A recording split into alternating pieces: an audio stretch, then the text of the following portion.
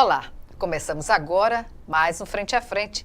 Hoje aqui comigo o deputado Ronaldo Medeiros, do PMDB, ele que é líder do governo na Assembleia Legislativa e vem nos falar sobre conjuntura nacional, local, as questões que estão na ordem do dia, a ação parlamentar no plenário, dentro e fora do plenário da Assembleia. Deputado, eu agradeço antecipadamente a sua presença aqui hoje no Frente a Frente e comecemos justamente por uma audiência pública que foi realizada esta semana, em que foi discutida justamente a defesa da Chesf, né, contra a privatização da Chesf e em defesa do Rio São Francisco, que hoje agoniza, digamos assim, com esse projeto de transposição que não respeitou uma questão maior, que seria a revitalização do Rio anteriormente. Daí eu pergunto, a importância que tem a instalação de uma frente parlamentar em defesa tanto do Rio São Francisco e contra a privatização da Chesf, quando verificamos que nessa audiência havia um parlamentar de Pernambuco que integra a frente parlamentar daquele estado. Agora, veja só, a Chesf, o setor hidrelétrico de qualquer país, de qualquer nação, é um setor estratégico. Até porque energia hoje move o mundo, né? Move o Brasil, move o mundo. Os Estados Unidos, né, que é assim, a meca do capitalismo, lá a geração de energia é quase que 100% estatal. Veja só. Quem está de olho aqui no setor hidrelétrico aqui no Brasil? Algumas empresas americanas, chinesas e na China é uma estatal. Então não é porque é do governo que não funciona, que não presta. Né? Ou em qualquer país, seja ele desenvolvido ou não, a importância de ter uma empresa de energia estatal. A França é estatal. Então por que no Brasil, né, o presidente Temer, e não sei porquê, né, vergonhosamente, alguns parlamentares, né, de partidos, PSDB, que defende a privatização total, defendem isso. Veja, isso é entregar o patrimônio do Brasil. Se fosse o caso, não, vende a Chesf, vende a Eletrobras, vende o sistema e resolve o problema do Brasil. É mentira. Né? É uma mentira, assim, que não tem cabimento. 30, 40 bilhões vai custar. Até porque as hidrelétricas estão vivendo um colapso, né? Pela falta de água nos reservatórios. Não resolve. O que querem é entregar o patrimônio público, né, a preço de banana.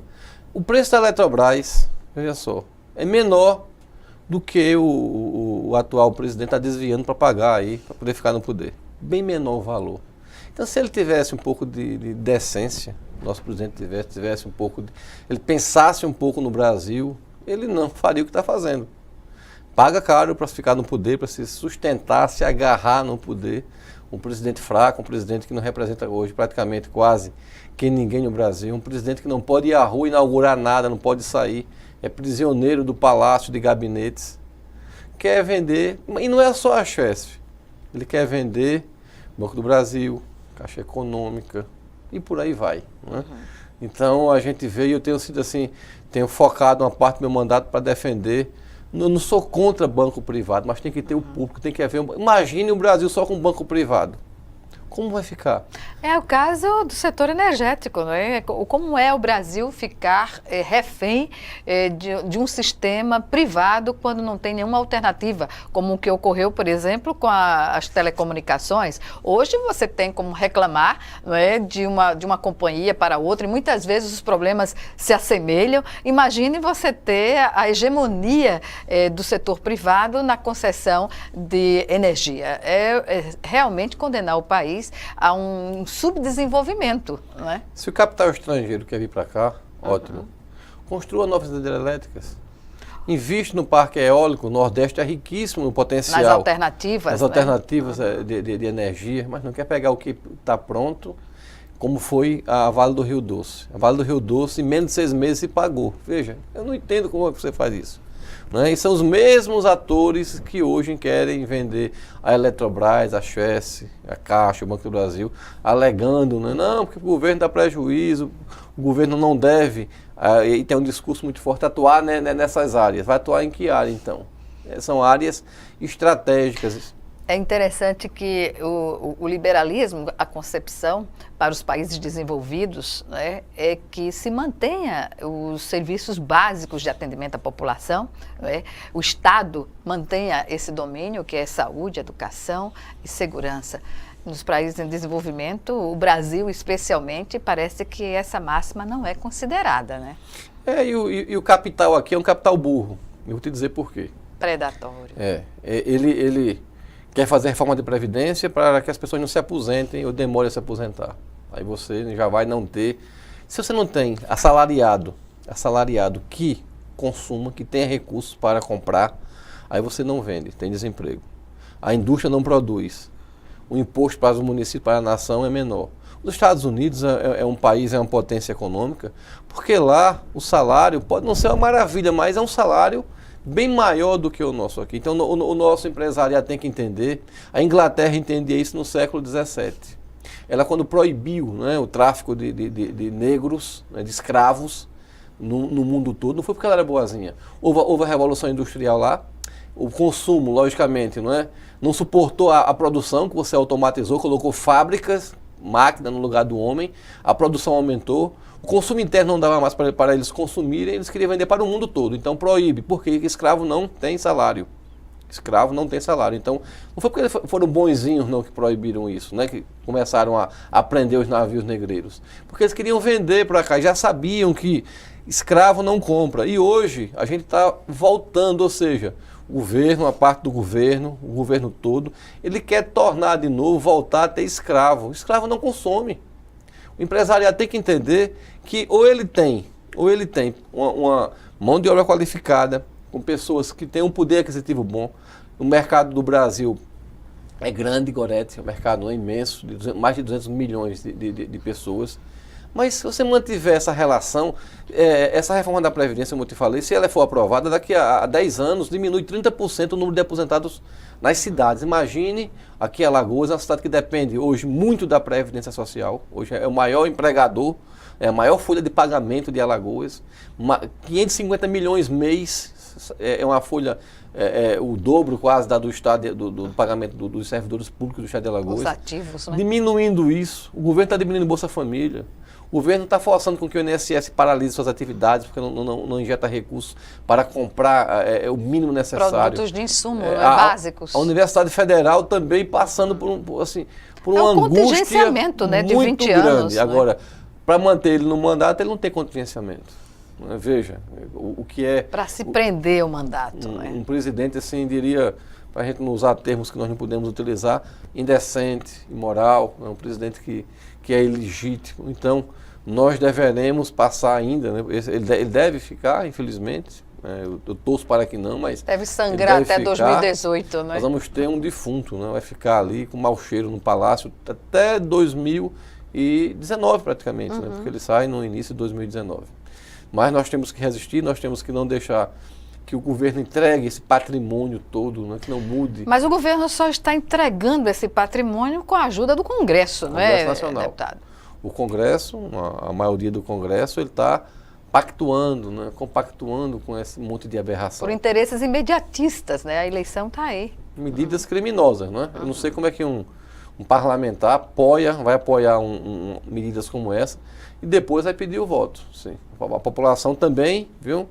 Ela é responsável também, porque ela é responsável quando ela passa a eleger pessoas que, quando estão no mandato, tem a procuração para representar a sociedade, votam, apoiam medidas que vão fazer com que o povo do Brasil sofra e perca, né? E perca muito. Mas o senhor não acha também que o papel hoje das redes sociais é importante no sentido de conscientizar o eleitor sobre essas práticas criminosas contra o país? Sim, as redes, elas democratizam, né? E tiraram já, não vão tiraram o poder dos grandes meios de comunicação, né? Das grandes empresas de comunicação. Hoje eu vejo as redes sociais pautando já as redes oficiais, se inverteu, né? A pauta se inverteu.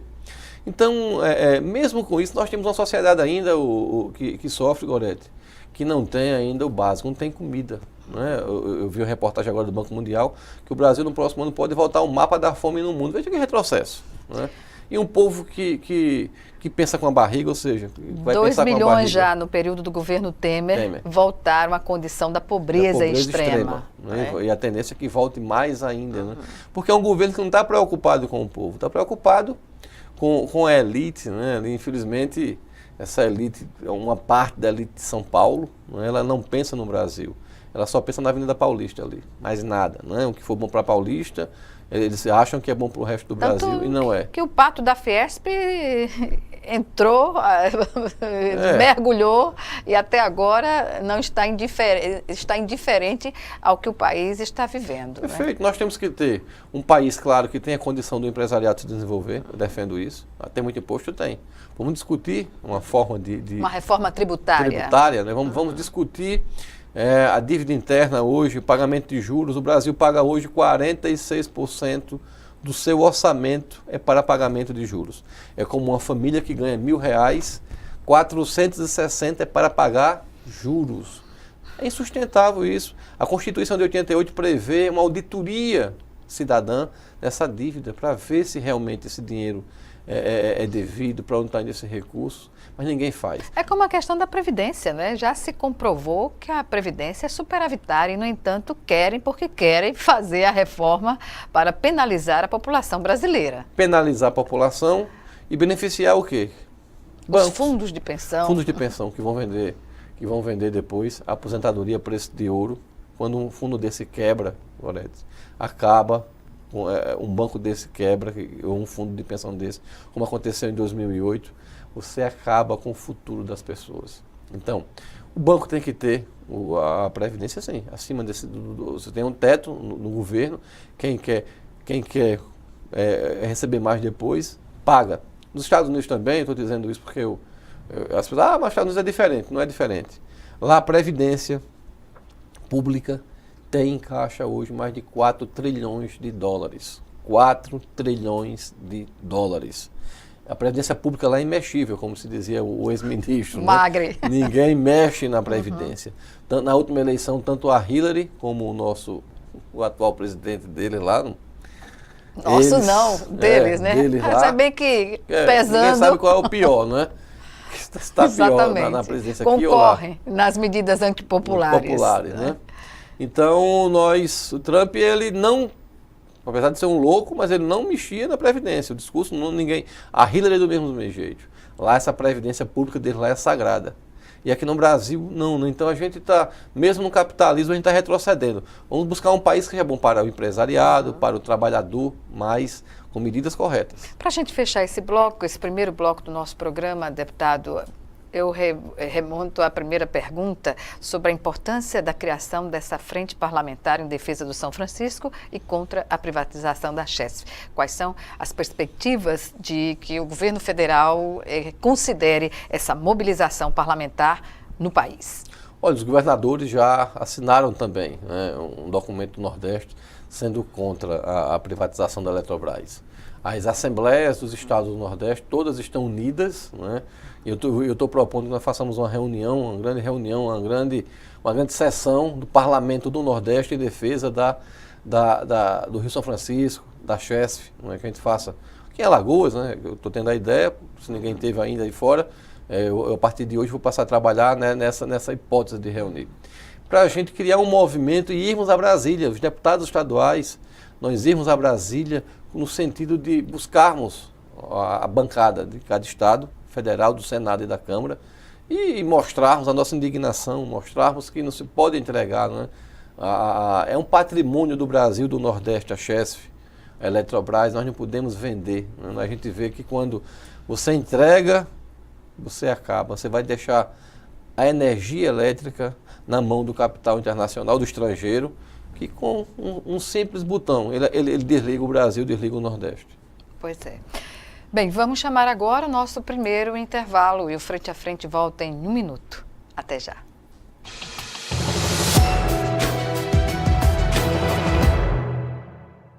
Eu fiz o teste de AIDS porque eu quero ser mãe.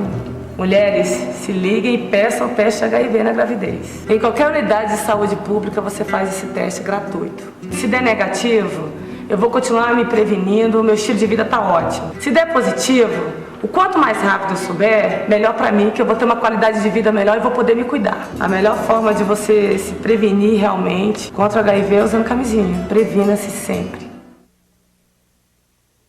Cidadania, é isso que a gente precisa para que nossos direitos sejam respeitados e garantidos. Assim, se você comprou um produto com defeito que não possui peça para reposição ou necessita se informar sobre garantia, seja consciente. É fácil como movimentar um dedo. Entre no portal IDEC e saiba mais sobre seus direitos. IDEC, cidadania se conquista.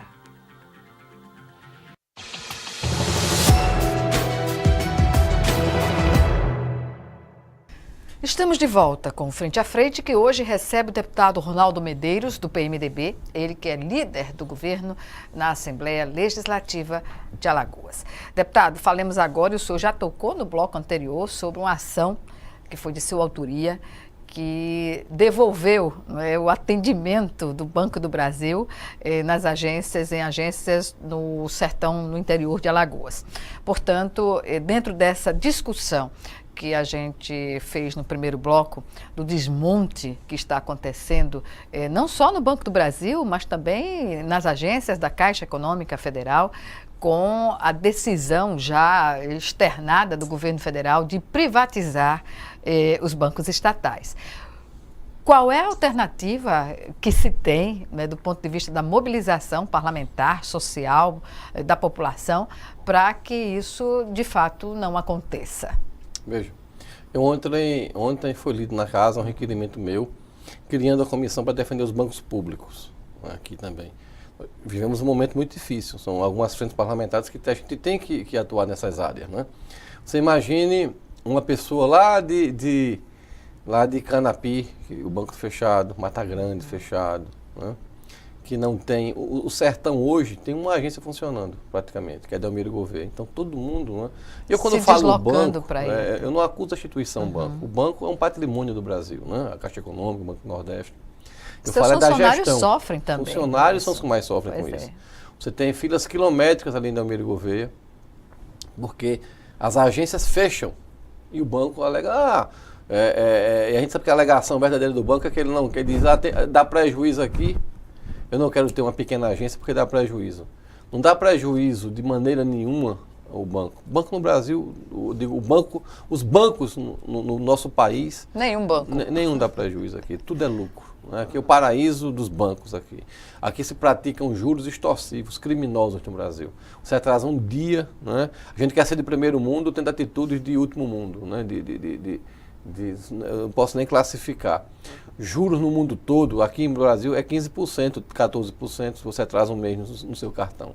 Isso é um roubo, um assalto. Né? Você não pode se conformar com isso. Então nós temos que saber que o Banco do Brasil, como instituição pública, além de não dar prejuízo, né, ela hoje age, não é nem como capital privado, ela está agindo de forma desumana, porque você acaba com o comércio das pequenas cidades, acaba. O aposentado tem que sair de uma cidade para outra, os comerciantes, os servidores públicos, municipais, do estado que recebem por esses bancos, têm que se deslocarem para outras cidades.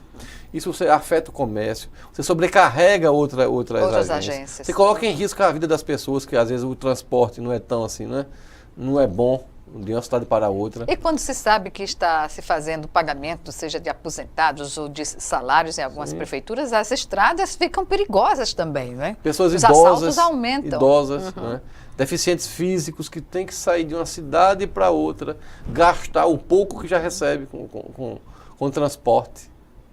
Aí você vem dizer, mas a prefeitura tem que ajudar, o governo tem que ajudar. Os bancos é quem tem que ajudar a sociedade, porque a sociedade paga um preço muito caro hoje para ter os serviços. A gente tem uma conta corrente todo mês, eu tenho 2, 3 bancos, eu tenho conta, é R$50 de um, é 30 do outro, só para manter sua conta. É sexta, é taxa para extrato, taxa para saldo, para tudo, não é? E tudo autorizado pelo Banco Central. Com ou sem crise, os bancos ganham tudo no Brasil. Qual é o banco que está em crise hoje no Brasil? Não tem. Hoje o banqueiro, que não é pecado você ganhar dinheiro. Agora, ganhar dinheiro explorando os outros pela é pecado. Extorsão, praticamente, pela extorsão. Né? Eu não sei como é que o juro, a Selic aqui no Brasil, está menos de 10% hoje, você paga 15% em um mês que você atrasa. E não se justifica ter uma taxa de juros tão alta para justificar que os mercados, que os investidores precisam dessa motivação para investir no país, porque quem vem investir aqui com essa taxa de juros não vem criar empregos, vem criar papéis, né? Vem investir nos papéis. Eu no INSS eu via muito, Gorete, o quantitativo de bancários que iam ficar de auxílio-doença. A maioria por problemas psicológicos. São metas hoje absurdas. Você chega numa agência pequena e diz, olha, você tem que fazer seguro, capitalização, vender título desse aqui. Você enlouquece o funcionário, que além de ter que atender bem, né, tem que atender bem o cliente, ele tem que vender produtos do banco. Produtos para garantir uma promoção, para garantir uma gratificação. Às vezes até para se manter, né? Ou para se manter. Numa posição no banco. Porque os bancos públicos, na minha época, você era, eu digo na minha época lá, eu menino, eu lembro, você entrava no Banco do Brasil, pronto. Ali era melhor do que ganhar na loteria. Literalmente, você fazia parte de uma elite, de uma nata da sociedade, na parte de salário. O banco hoje, ele fez o quê, os bancos? E o Banco do Brasil, principalmente, que era a referência, né? Ele diminuiu drasticamente o salário e colocou boas gratificações. Por que ele coloca isso? Porque ele começa a te explorar. Quando você passa a diminuir o rendimento, ele corta a gratificação. Né? Então, isso é... tem que ter desempenho? Tem. Eu defendo a avaliação de desempenho, eu defendo produtividade, agora, dentro do limite. Dentro de uma concepção humana, dentro né? de uma ótica humana. Agora, você coloca metas, né, que são inexequíveis. Quase metas inatingíveis. Inatingíveis, né? Enlouquece as pessoas e depois você descarta.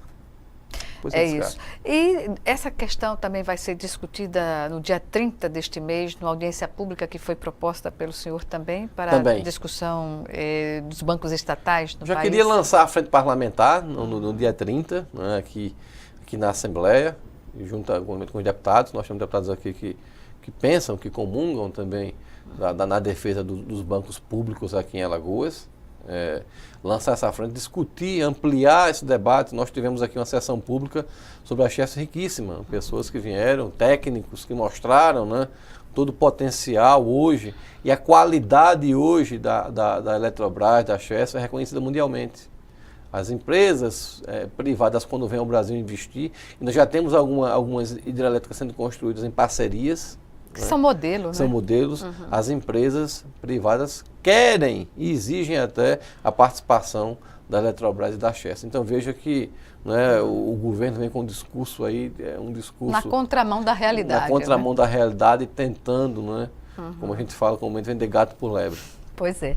Então, dia 30, a audiência pública para a discussão dos bancos, da situação dos bancos estatais, acontece às 3 da tarde no plenário da Assembleia? Perfeito. Às 3 da tarde aqui na Assembleia. Nós convidamos a todos, né, para se fazerem presente. Eu acho que não é só o bancário que deve vir aqui, principalmente a sociedade. Né? Eu recebi aqui vários apelos quando eu entrei na Justiça para defender a abertura de algumas agências, de comerciantes, de populares, de aposentados. E eu convido vocês, estes e outros que não fizeram o pedido, mas que também são atingidos, né, pela negligência do banco, né, eu digo da direção do banco, para vir aqui na Assembleia debater, trazer a sua opinião e fortalecer esse movimento.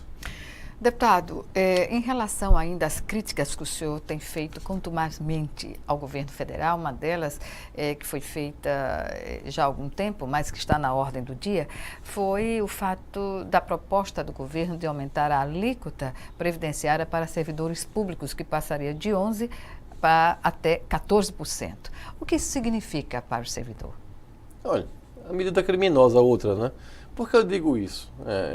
Eu sou da base do governo, eu estou líder aqui do governo na Assembleia, mas eu não voto medida dessa se for aqui para Alagoas. Quando aqui tinha um projeto que possibilitava, né, participação de capital privado na Casal, a venda da Casal, eu fui contra. E a Casal está mostrando aí que uma boa gestão pode reverter a situação. Veja, né? O governador Renan Filho adotou algumas medidas, colocou, né, na gestão pessoas comprometidas com a empresa e hoje a empresa dá lucro. Hoje a empresa começa a investir com capital próprio em várias cidades.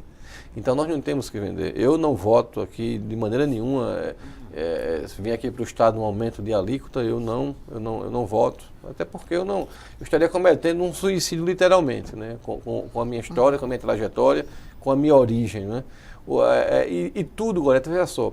A gente no Brasil, me diga uma medida que vem assim, buscar um pouco de sacrifício de bancos, por exemplo, que ganham muito. Vamos taxar... Nem da elite econômica do país. Nem da elite econômica do país. Né? Todas as medidas são para trabalhador, reforma trabalhista, para o aposentado, para o servidor público, como se o trabalhador, o aposentado, fossem os culpados, né, pela desordem que hoje o Brasil, uma parte do Brasil se encontra hoje.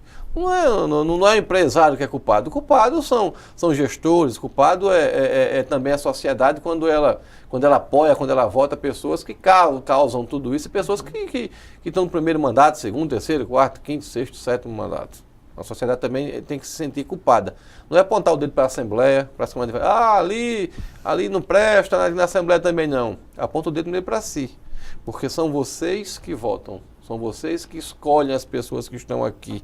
E se aqui a gente está tomando algumas medidas, se o parlamento adota algumas medidas, é com o apoio da população, porque de 4 em 4 anos, e no Brasil 2 em 2 anos, né, nós temos a chance de modificar.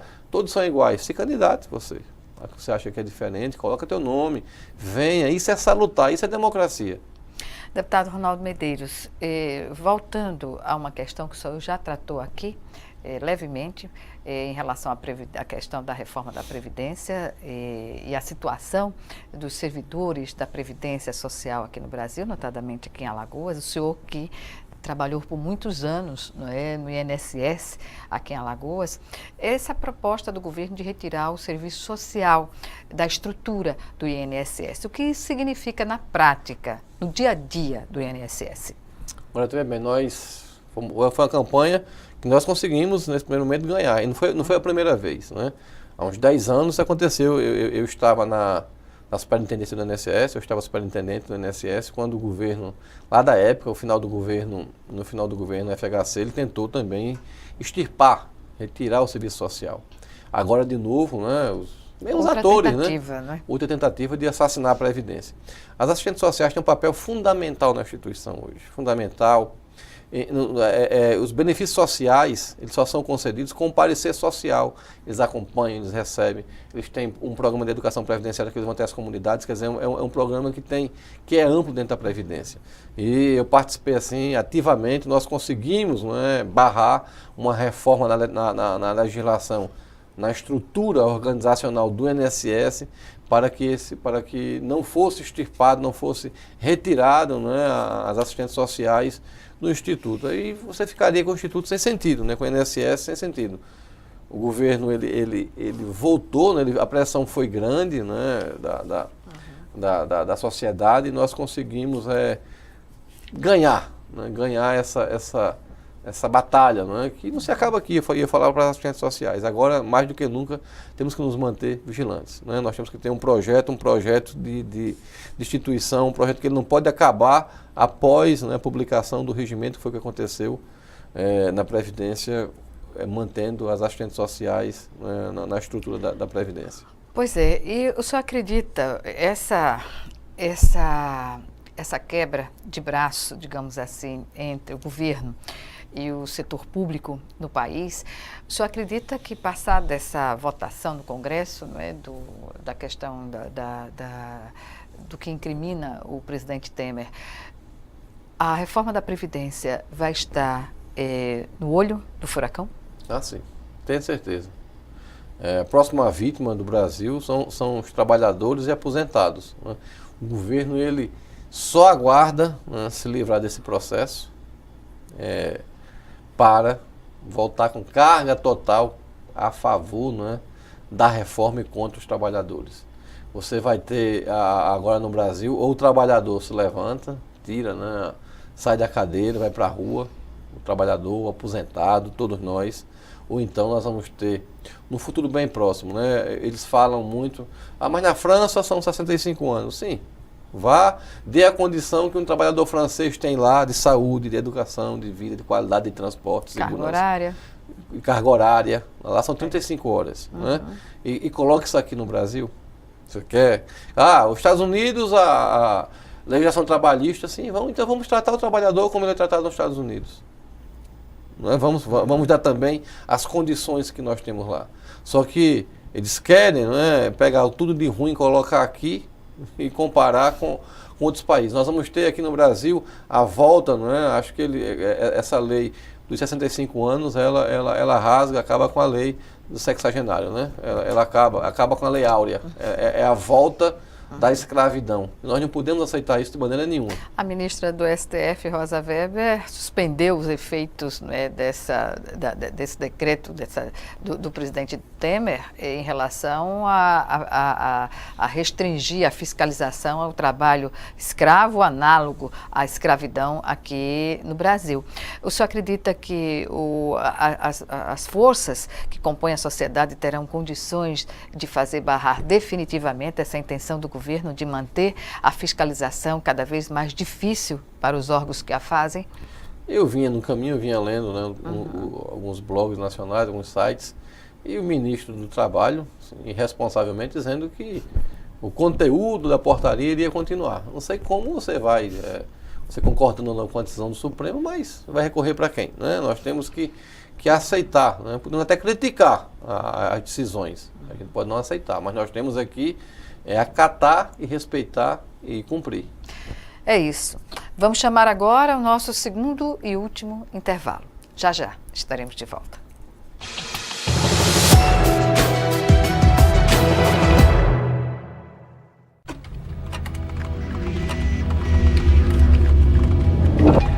Todo cuidado é pouco na hora de enviar fotos, vídeos ou bater papo pela internet.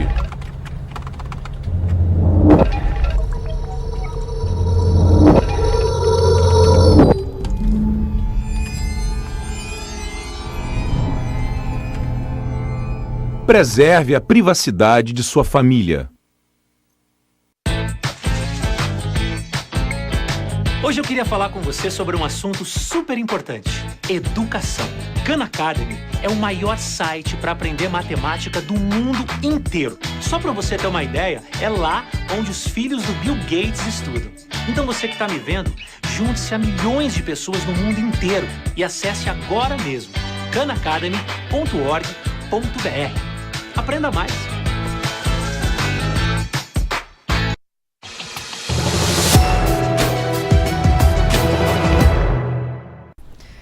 De volta para o último bloco do Frente a Frente, que hoje recebe o deputado Ronaldo Medeiros, do PMDB e líder do governo na Assembleia Legislativa.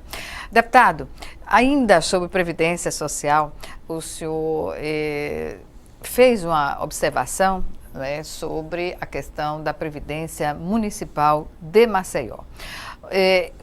No que o senhor questiona esse projeto que tramita na Câmara Municipal de Maceió, que vai provocar mudanças na Previdência Municipal? Olha só, esse projeto da Câmara, né, hoje é lei já. Já é lei? Já votaram, né? Ele cometeu um grande crime com os futuros aposentados. O Estado também segregou a sua Previdência. Criou o fundo previdenciário, né, e deixou o fundo financeiro. O que é isso? No Estado, nós pegamos aqui na Assembleia os aposentados que entraram em 2000, ou os servidores que entraram em 2007 para cá, participam de um fundo que hoje deve ter aí 250 milhões já em caixa. Porque 2007 para cá não tem quase ninguém aposentado, né? Assim, o custo é mínimo. Para que esse recurso todo? Esse recurso todo vai se juntando para um dia que esse pessoal se aposentar, eles têm de onde retirar o pagamento. Porque hoje aposentado aqui em Alagoas, por exemplo, no AL Previdência, o governo do estado tem que mandar por ano, né, aí, mais de R$1 bilhão para cobrir o déficit do pagamento do aposentado. Então, quando um soldado se aposenta, um policial se aposenta, quando um professor se aposenta, ele continua na folha do estado ainda. Aí você coloca o outro, ficam dois. Por isso, às vezes, que os estados, os municípios não têm condição. Então, você, quando separou a Previdência, você cria um fundo sadio, né? E o outro já está bancando até a previsão aqui em Alagoas que nesses 40, 50 anos ele fica extinto. Né? E a gente fica com a Previdência sem ninguém... Uma única Previdência. Uma única Previdência e uma Previdência sadia, né? Bem, o município também fez isso, só que o município agora pegou uma quantidade de pessoas do fundo financeiro e jogou no fundo previdenciário, que é sadio, jogou lá esses aposentados para receber por esse fundo. Olha, irresponsavelmente, se eu crio isso é com base atuarial, tem todo um estudo, nós devemos fazer o quê? Como que foi feito aqui? Nós devemos, se colocar pessoas aqui que não estão nessa base aqui, ela tem que vir com contribuição, com recurso, para garantir esses pagamentos. Mas a prefeitura daqui, ela assim, a gestão municipal, ela não fez o dever de casa no início, não fez. Ela não fez reforma, não fez uma reforma tributária, não fez uma administrativa. E hoje vive colocando pardais para poder arrecadar, né, para poder penalizar a sociedade. Vive destruindo, né, a previdência dos servidores públicos do município. Eu vou ficar muito triste daqui a uns anos quando mostrar. Está vendo aqui? Ó, a gente alertou isso lá atrás. Né, e infelizmente aprovaram esse processo aí danoso para a população. Por isso que eu me mantive, né? Eu conheço um pouco da Previdência, eu sou servidor, ocupei vários cargos na instituição e mostrei e provei, né, com estudos, mostrei por números que a forma como fizeram foi uma forma criminosa. Você vai destruir esse fundo que era lá sadio. Deputado, no geral, como é estar líder do governo na Assembleia Legislativa? Olha, a gente tem muita responsabilidade porque, você imagina, eu estou na liderança pelo 3º ano, né? Comecei no 3º ano. Um governo muito dinâmico, um governo que assim, ele vem surpreendendo, né, ao Brasil, aos alagoanos também. Uma surpresa positiva. A gente tem um estado de Alagoas hoje que nos jornais a gente lê, é destaque, né? É destaque nas suas finanças, é destaque na transparência, né? É destaque nos investimentos que vem realizando com recursos próprios, né? Na construção de hospitais. Aqui, só em Maceió nós temos 2 hospitais hoje sendo construídos, né? O da Mulher e o Hospital Geral aqui de Maceió, né? Recuperou a Santa Mônica, um governo que 35 ginásios já construídos e até o final serão 70 ginásios, todos com recursos próprios, estradas sendo construídas, né? Então, isso aí, em Portugal, um hospital sendo construído, em Delmiro Gouveia, ainda esse ano começa a construção de hospitais, são adutoras como a de Inhapi sendo construída. Então, estradas, duplicações, todas com recursos próprios. Então, esse governo para a gente, né, liderar aqui, né, é uma liderança compartilhada também, porque eu acho que os deputados aqui, nós sabemos hoje da importância que se tem de manter um governo, né, governo sério e aprovar as medidas corretas para Alagoas. Nós temos um gargalo que foi herança de outros governos e que os governos anteriores não conseguiram, apesar da vontade de fazer, de modificar, o que está relacionado aos nossos indicadores educacionais. E hoje, como o senhor falou aqui, eu lembro que no seu pronunciamento na casa, no plenário, o senhor dizia que em 200 anos tinham construído um número de ginásios, escolas, e que em 3 anos o governo conseguiu construir e fazer mais do que foi feito em 200 anos em Alagoas, é por aí? Perfeito, né? A gente tem muito orgulho, né? Que eu goste ou não, pessoalmente, do governador, mas a gente tem que olhar e dizer assim, Alagoas hoje está diferente, né? Hoje, e não é dito só por mim, é dito pela mídia, a mídia nacional reconhecer um governo do Nordeste de Alagoas, é difícil. E hoje, economistas reconhecem, mostram que Alagoas mostra pra gente que tem perspectiva, né? Alagoas sempre esteve na lanterninha, né? De tudo, não é? Dos índices, dos indicadores. Claro, Gorete, que em menos de 3 anos você não vai conseguir modificar a realidade socioeconômica de Alagoas, né? Você tem estados aí com potencial imenso como Rio de Janeiro, como São Paulo, como Pernambuco, como Sergipe, que atrasaram o pagamento do servidor, atrasaram compromissos que o Estado tinha, né, com pessoas, com servidores públicos, servidores pedindo. Eu tive no Rio de Janeiro, eu vi cenas lamentáveis pedindo esmola, servidor pedindo alimentos, né, para poder sobreviver. E aqui em Alagoas tem um Estado que paga em dia, né, que está oferecer um reajuste. Não é aquele que deveria, não. Mas além de estar pagando dia, está pagando reajuste, está investindo. Mas né? o que houve no Rio de Janeiro é uma questão muito específica. Foi um assalto público aos cofres públicos, né? Um assalto institucional aos cofres públicos. Né? Perfeito, né? Então, em transparência, o Estado, né, hoje é o primeiro do Brasil, né? Assim, saltou das últimas posições, né? Então, A gestão das finanças do Estado, né? é um governo, né, moderno, né? É um governo que não usa, não coloca pardal para arrecadar. Né? Assim, é um governo rápido, não é um governo lento, não é um governo preguiçoso. É um governo que ele tem um caminho a seguir. E a relação do Executivo com o Legislativo, como o senhor avalia dentro dessa conjuntura, não é, de o governo está fazendo mais do que os outros já fizeram, enfim. Uma relação harmônica. Né? Aqui nós temos grandes debates, aqui tem uma posição, e é bom que se tenha. Né? Esse debate, esse mandato tem sido muito rico nos debates aqui na casa. O senhor considera salutar esses debates? É importantíssimo. Né? Ontem eu conversava com o deputado Bruno, que nós sempre nos debates a gente tem uma relação boa, mas nos debates estamos em campos quase sempre opostos. Mas isso é que é bom, né? Esse conflito de ideias, essas ideias opostas, né? Esses debates, que muitas vezes enriquece, né? o meu conhecer, eu enriqueço do outro também, e a gente ali vai tirando, né? Ali o parlamento é isso, né? Mas essencialmente é isso, né? É uma casa, né, de debates, né? Então, do contraditório.